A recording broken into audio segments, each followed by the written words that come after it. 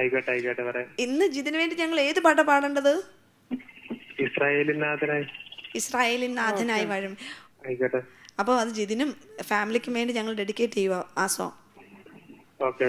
ആവശ്യപ്പെട്ട പാട്ടും വളരെ മനോഹരമായ ഒരു പാട്ടാണ്. അപ്പോൾ ജിതിന് വേണ്ടിയിട്ട് നമുക്ക് ആ പാട്ട് പാടിയിട്ട് തിരിച്ചു